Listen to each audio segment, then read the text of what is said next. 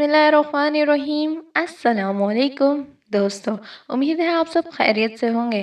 دوستوں، آج کی کہانی کی طرف بڑھنے سے پہلے آپ لوگوں سے ایک چھوٹی سی گزارش ہے۔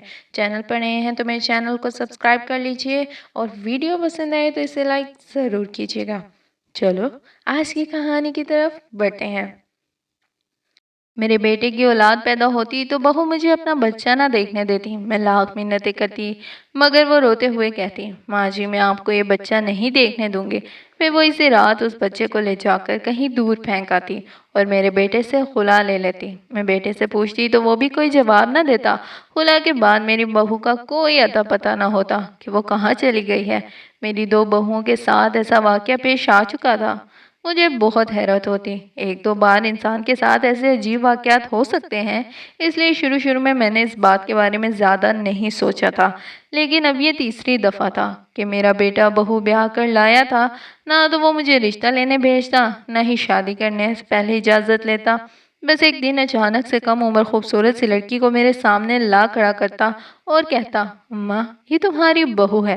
میں بھی خوش ہو جاتی، چلو مجھے لڑکی ڈھونڈنے کی ضرورت نہیں پڑی۔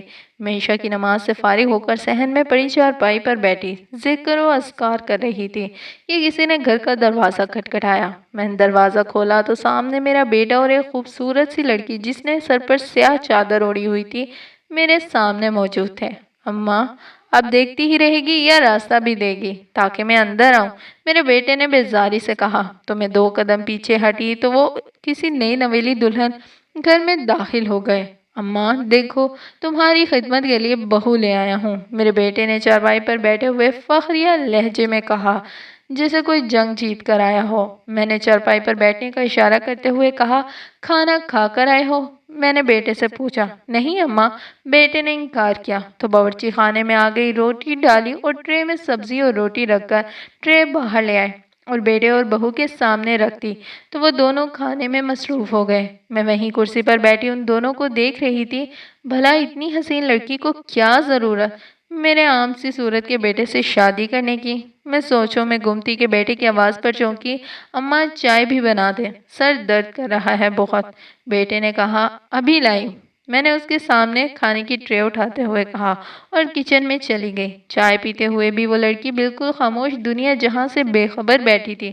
پھر چائے پینے کے بعد بیٹا اسے لے کر اپنے کمرے میں چلا گیا تو میں بھی اپنے کمرے میں آ کر سو گئی۔ صبح اٹھی، سب کا ناشتہ بنایا، بیٹا ناشتہ کر کے کام پر چلا گیا تو بہو نے برتن اٹھائے اور کچن میں لے آئی۔ بیٹا تمہارا نام کیا ہے؟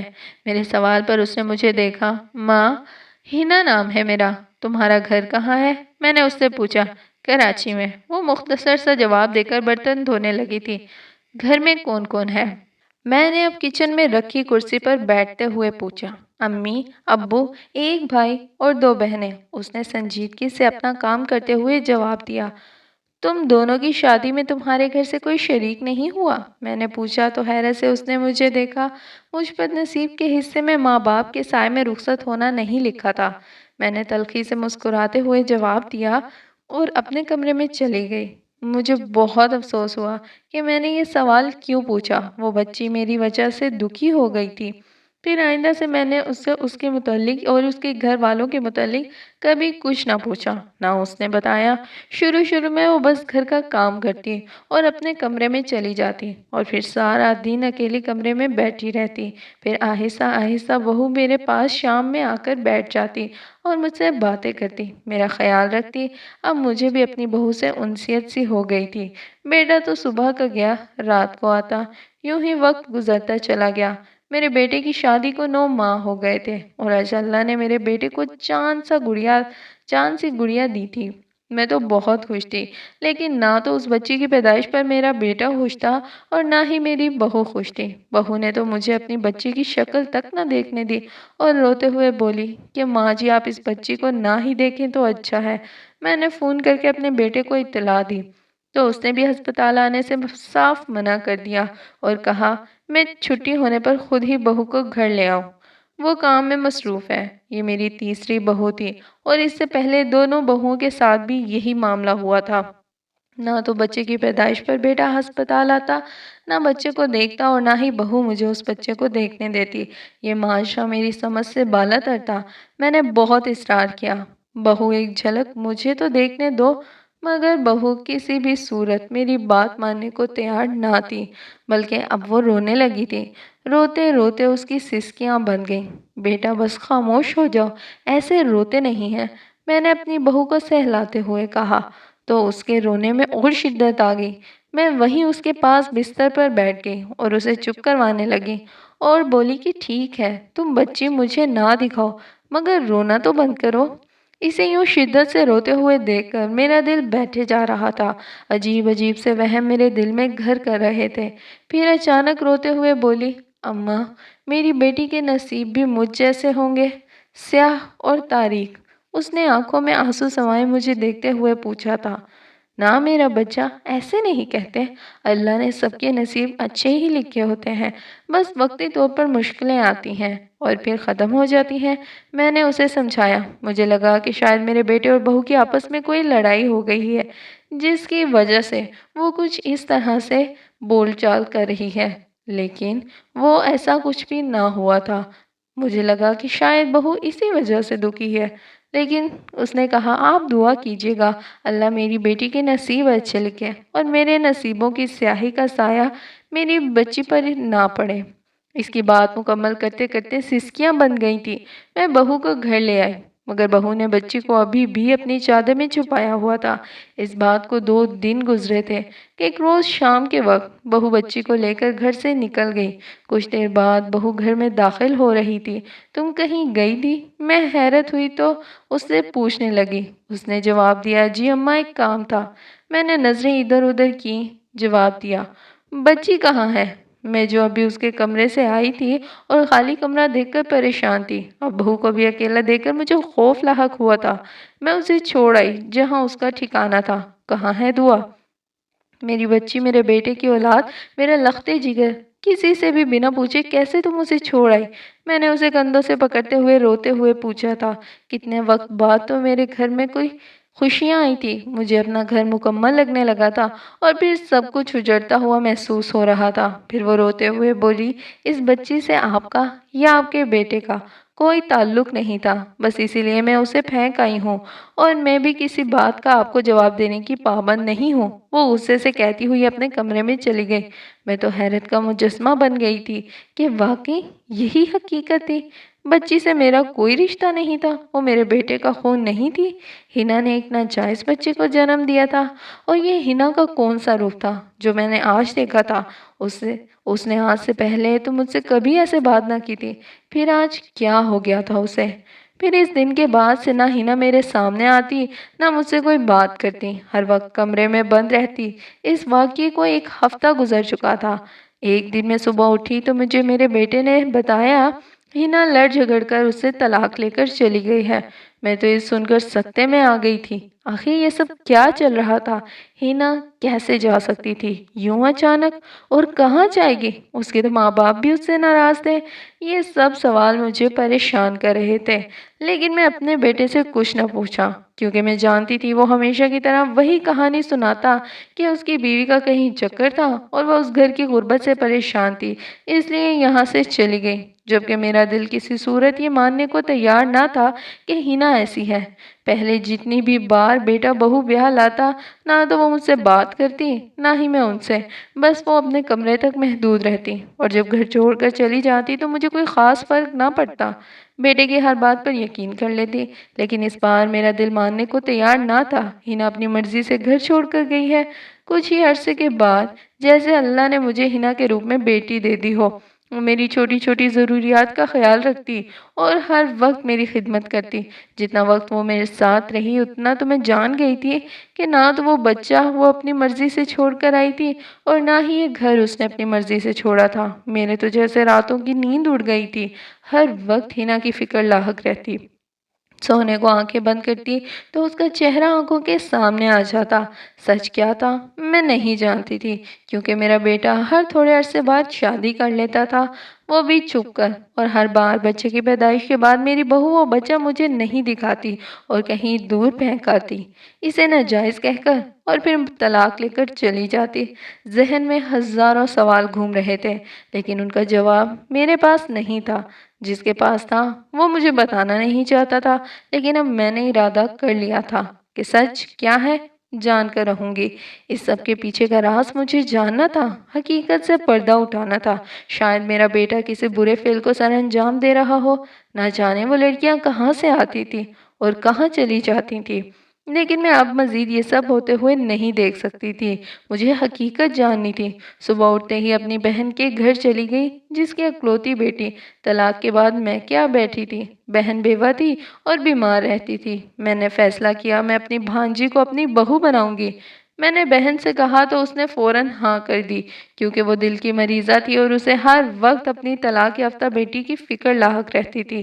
اور جب یہ خبر بیٹے کو دی تو اس کی خوشی کے مارے پاؤں ہی زمین پہ نہیں ٹک رہے تھے، کیونکہ میری بہن اور میں نے بچپن میں ہی ان دونوں کا رشتہ طے کر دیا تھا۔ لیکن جب شادی کا وقت آن پہنچا تو میری بھانجی نے اس سے شادی سے انکار کر دیا، اور پھر میری بہن نے اپنی بیٹی کی خواہش کے مطابق اس کی شادی کر دی، اور اب کئی سال گزر جانے کے بعد وہ طلاق کا دھبا خود پر لگائے گھر آ بیٹھی تھی۔ لیکن جو کچھ بھی ہوا تھا، شاید میرا بیٹا میری بھانجی سے محبت کرتا تھا۔ میں نے اپنے بیٹے کی شادی اپنی بھانجی سے کر دی، اور بچے کی پیدائش تک مجھے انتظار کرنا تھا۔ وقت یوں ہی گزرتا گیا اور سب کچھ بالکل صحیح ہو گیا تھا۔ جتنے شک و شبہات میرے دل میں تھے اپنے بیٹے کو لے کر وقت کے ساتھ ساتھ ختم ہوتے چلے جا رہے تھے۔ میرا بیٹا میری بھانجی کو اپنی ہتھیلی کا چالا بنا کر رکھتا، ہر وقت اس کے آگے پیچھے گھومتا رہتا۔ میری بھانجی میرے بیٹے کے ساتھ بہت خوش تھی اور ہر وقت میری احسان مند رہتی کہ میں نے اسے اپنے بیٹے کی زندگی میں شامل کیا، اور میں بھی ان دونوں کو خوش دیکھ کر مطمئن ہو جاتی۔ ان کی شادی کو کچھ ہی عرصہ گزرا تھا اور میرا بیٹا پرجوش انداز میں بتانے لگا کہ وہ باپ بننے والا ہے۔ اس خبر سے میری بھانجی اور میں بھی بہت خوش تھے۔ میری بہن تو اپنی بیٹی کی شادی کے چند دن بعد ہی چل بسی تھی۔ اب میری بھانجی کا یہی میکہ تھا اور یہی سسرال۔ بہت خیال رکھتا میری بیٹی کا، میری بھانجی کا میرا بیٹا بہت خیال رکھتا، اس کی ہر خواہش پوری کرتا، اسے بستر سے پیر نیچے تک نہ رکھنے دیتا، اور اسی طرح اس نے میری بھانجی کو پورے 9 ماہ آرام کروایا۔ اور پھر آخر کا وہ دن آ گیا جب اللہ نے ہمارے گھر خوشیوں کی برسات کی۔ میرے بیٹے اور بھانجی کا دامن خوشیوں سے بھرا۔ میرے بیٹے کا چاند سا بیٹا ہوا۔ میرا بیٹا باپ بننے پر بہت خوش تھا۔ میں نے پہلی بار بیٹے کو اتنا خوش دیکھا تھا، ورنہ اس سے پہلے تو وہ ہسپتال آ کر جھانکتا تک نہیں تھا، اور آج پورے محلے میں خوشی سے مٹھائی بانٹ رہا تھا۔ میں بہت حیران تھی کہ پہلی 3 بیویوں کے ساتھ اس نے ایسا کیوں کیا۔ میری سمجھ میں ابھی تک کچھ نہیں آ رہا تھا۔ مجھے تو لگا تھا کہ بہو اس بار بھی مجھے اپنے بچے کو نہ دیکھنے دے گی اور اسے کہیں پھینک کر میرے بیٹے سے خلا لے لے گی، مگر اس بار تو معاملہ پہلے سے الٹ ہو گیا تھا۔ اب مجھے ہینا یاد آتی تھی، اور وہ جب بھی مجھے یاد آتی میں اس کی سلامتی کی دعا کرتی۔ ہینا میرے بیٹے کا ماضی تھی، وہ ماضی جو ایک راز تھا، اور یہ پہیلی اب بھی الجھی ہوئی تھی۔ بیٹے کی پیدائش کے بعد تو میرا بیٹا اور بہو بہت خوش تھے۔ میں خوش تھی ان دونوں کے لیے، اور خاص طور پر اس بات سے میرے سارے شک غلط ثابت ہوئے تھے۔ میرا بیٹا کسی غلط فعل میں ملوث نہ تھا۔ ایک دن مجھے اطلاع آئی کہ میری نند دنیا فانی سے کوچ کر گئی۔ میں جنازے میں شرکت کے لیے اسی دن دوسرے شہر میں جا پہنچی جہاں میری نند کا گھر تھا، پھر سویم تک وہیں رکی کہ نند کی بیٹی اپنے 3 سالہ بیٹے کو پریشان لیے گھوم رہی تھی۔ وجہ پوچھی تو پتہ چلا کہ بچے کو شدید بخار ہے۔ پھر میں اپنی نند کی بیٹی کے کہنے پر ان دونوں کو لے کر قریبی ہسپتال چلی گئی، وہاں بچے کا علاج کروایا۔ میں ہسپتال کے اندر بنے ہوئے میڈیکل سٹور سے دوائی لے رہی تھی کہ اچانک مجھ سے کوئی ٹکرایا۔ ٹکرانے والے کے ہاتھ سے فائل گر گئی تھی، اور اس کے ساتھ ایک 1.5 سال کی بچی تھی۔ میں فائل اٹھانے کے لیے جھکنے لگی تو اس نے جو کہا میرے پیروں تلے سے زمین نکل گئی تھی۔ میرے کانوں میں ہینا کے نام کی آواز آئی تھی۔ سامنے کھڑی لڑکی جس نے خود کا چہرہ چادر سے پلو سے ڈھکا ہوا تھا، اچانک چھوٹ گیا۔ وہ واقعی ہینا تھی۔ میں اپنی جگہ حیران رہ گئی۔ پھر میں اس کے پاس گئی، روتے ہوئے گلے لگایا اور اس سے گھر چھوڑنے کی وجہ پوچھی۔ وہ بتانے کو تیار نہیں تھی، مگر میرے مجبور کرنے پر اس نے بتا دیا۔ اس نے جو انکشاف کیا وہ جان کر میرے تو ہوش اڑ گئے۔ کبھی سوچا بھی نہ تھا کہ میرا بیٹا اس حد تک بھی گر سکتا ہے۔ ہینا روتے ہوئے بتانے لگی، میری ایک غلطی نے مجھے برباد کر دیا۔ میں اپنے کالج کے ایک لڑکے کو پسند کرتی تھی اور وہ بھی مجھے پسند کرتا تھا۔ ایک دن اس نے مجھے ملنے بلایا تو میں بھی چلی گئی۔ اس نے مجھے شربت پلایا جس میں نہ جانے کیا تھا۔ آنکھ کھلی تو میں جان چکی تھی کہ میری عزت نیلام ہو چکی ہے، لیکن اس نے اس سب کو اپنی محبت کا نام دے کر ٹال دیا۔ ایک دن طبیعت خراب ہوئی تو اماں ہسپتال لے گئیں۔ وہاں ڈاکٹر نے بتایا میں امید سے ہوں۔ گھر آ کر اماں ابا نے بہت مارا اور کہا کہ میں اس لڑکے کو بلاؤں تاکہ وہ میرے نکاح کر سکیں اس سے، یہاں سے رخصت کریں، کیونکہ میری آوارگی کا سایہ وہ اپنی دوسری بیٹیوں پر پڑنے نہیں دینا چاہتے تھے۔ میں نے اسے کال کر کے سب کچھ بتا دیا تو وہ آگے سے ہنسنے لگا اور یہ کہہ کر کال کاٹ دی کہ وہ بس مجھے پاگل بنا رہا تھا، وہ کیوں کرے گا مجھ جیسی آوارہ لڑکی سے شادی۔ پھر میں اپنا گھر چھوڑ کر ایک فلاحی ادارے میں آ گئی جہاں بے سہارا عورتیں رہتی تھیں۔ گھر چھوڑنے کی وجہ سے یہ تھی کہ میرے بھائی اور ابا میری جان کے دشمن بن گئے تھے۔ وہ دن رات مجھے ختم کرنے کے پلان بنا رہے تھے، اس لیے موقع ملتے ہی میں گھر سے بھاگ آئی۔ اس فلاحی ادارے میں رہتے ہوئے مجھے ابھی چند ہی دن گزرے تھے کہ میری ملاقات آپ کے بیٹے سے ہوئی، کیونکہ آپ کا بیٹا اس ادارے میں جاب کرتا تھا۔ اس نے کہا کہ وہ میرے بارے میں سب جانتا ہے اور پھر بھی مجھ سے شادی کرنا چاہتا ہے اور میری زندگی میں خوشیاں بھرنا چاہتا ہے، مگر اس شرط پہ کہ جو بچہ میرے پیٹ میں ہے وہ اس بچے کو نہیں اپنائے گا اور اس بچے کی شکل میں اسے اور اس کی ماں کی کبھی بھی نہیں دکھاؤں گی اور اسے کہیں دور جا کر پھینکاؤں گی۔ میں نے اس کی شرط مان لی اور آپ کے بیٹے سے شادی کر لی۔ میری مجبوری تھی، میں پھر سے عزت کی زندگی جینا چاہتی تھی۔ شادی کے بعد میں آپ کے بیٹے کی ہر بات مانتی تھی اور جب بچی پیدا ہوئی تو اسے دوسرے شہر کے ایک فلاحی ادارے میں لے آئی تھی۔ پھر ایک دن میری نیند سے آنکھ کھلی تو میں نے اپنے شوہر کو بات کرتے سنا کہ وہ مجھے کسی آدمی کے آگے بیچ دے گا جس کے بدلے میں اسے بہت سے پیسے ملیں گے، اور یہی اس کا کام تھا۔ وہ اس ادارے میں آنے والی خوبصورت لڑکیوں سے دھوکے سے شادی کر لیتا اور جب اپنا جی بھر جاتا تو انہیں آگے بیچ دیتا۔ میں نے اس دن اپنے شوہر کی ساری بات سن لی تھی۔ مجھے بہت دکھ ہوا تھا، مگر میں چپ چاپ سوئی رہی اور پھر فجر کو اٹھ کر میں اس گھر سے بھاگ آئی، کیونکہ میں مزید ایک دن وہاں رہتی تو وہ مجھے بھی بیچ دیتا۔ پھر وہاں سے بھاگ کر میں اس ادارے میں آ گئی جہاں اپنی بچی چھوڑ آئی تھی، اور بہت کوششوں کے بعد میں نے اپنی بچی ان سے واپس لے لی اور اس شہر میں آ کر رہنے لگی۔ اب میں ایک اسکول ٹیچر بن کر اپنا اور اپنی بیٹی کا حلال روزی سے پیٹ پالتی ہوں۔ ہنا کی بات مکمل ہوئی تو اس وقت میری آنکھیں شرم سے جھک گئی تھیں۔ اسے دیکھا اس کا چہرہ بھی آنسوؤں سے تر تھا۔ میں نے اسے اپنے بیٹے کے کیے کی معافی مانگی اور میرے پاس جتنے پیسے تھے اسے تھما کر اسے اور اس کی بیٹی کو پیار کیا، اور اتنی دیر میری نند کی بیٹی دوائی لے کر آ گئی تھی۔ میں اس کے ساتھ چلی آئی، پھر رات ہی گھر کے لیے نکل گئی۔ یہ کیسی حقیقت تھی میرے بیٹے کی؟ میں نے اپنے بیٹے کی ایسی پرورش تو نہیں کی تھی۔ دل پر بوجھ محسوس ہو رہا تھا۔ آج ہنا کی بات سن کر اپنی تربیت پر شرمندگی ہو رہی تھی۔ انہی سوچوں میں گھر پہنچ گئی۔ گھر آئی تو سب کچھ ویسا ہی تھا جیسا چھوڑ کر گئی تھی۔ میرا بیٹا خوشحال گھرانہ، بھانجی پاس آ کر بیٹھی اور اتنے دنوں کی رودات سنانے لگی۔ اس کے چہرے سے خوشی جھلکتی تھی جب بھی وہ بتاتی کہ میرا بیٹا اس کا کتنا خیال رکھتا ہے۔ پہلے تو سوچا کہ ساری باتیں اپنی بھانجی کو بتا دوں، پھر خاموش رہنا بہتر سمجھا۔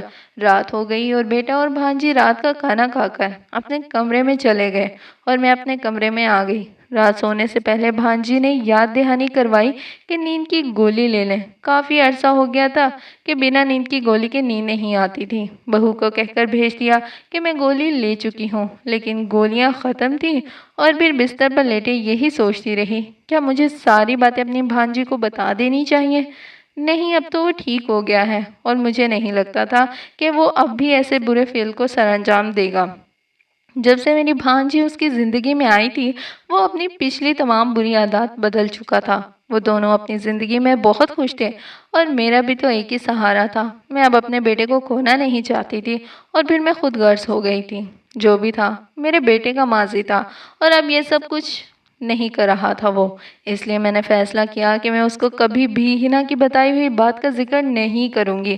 اچانک سے مجھے بیٹے کے کمرے سے کچھ آوازیں آنے لگیں۔ میں نہ چاہتے ہوئے بھی ان کے کمرے کے پاس کھڑی باتیں سننے لگی۔ میں نے سب سن لیا ہے، میں آپ کو حقیقت بتاؤں گی۔ شرم نہیں آئی اپنی ہی بیوی کا سودا کرتے ہوئے؟ میری بھانجی چلائی تھی، ساتھ ہی تھپڑ کی آواز آئی۔ تمہیں زیادہ ہی سر پر چڑھا لیا، اس لیے اپنی اوقات ہی بھول گئی ہو۔ سوچا تو میں نے بھی تھا کہ ساری زندگی تیرے ساتھ رہوں گا، لیکن کیا ہے نا، تیرا دام ہی ایسا لگا ہے کہ میں لاکھ منع کرنے کے باوجود بھی مان گیا۔ اتنی رقم ملے گی کہ آرام سے عیش کروں گا۔ پہلے میرے بیٹے کی چیخنے اور پھر ہنسنے کی آوازیں آنے لگی۔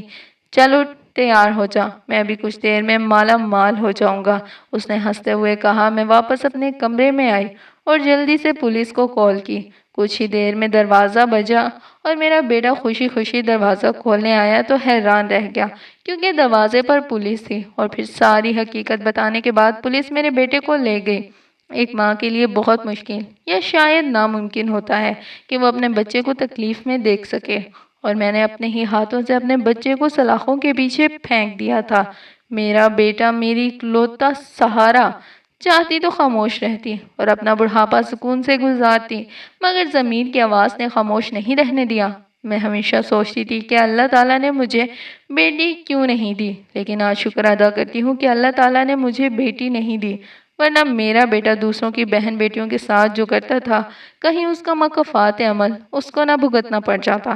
دوستو، اگر آپ کو کہانی پسند آئی ہو، اگر آپ نے کہانی سے کوئی سبق حاصل کیا ہو، تو دوستو میرے چینل کو سبسکرائب کیجئے اور ویڈیو کو لائک کیجئے۔ پھر ملیں گے اگلی کسی کہانی کے ساتھ، تب تک کے لیے خوش رہیے، خوشیاں بانٹیے، اپنا خیال رکھیے، اپنے ماں باپ کا خیال رکھیے۔ اللہ حافظ۔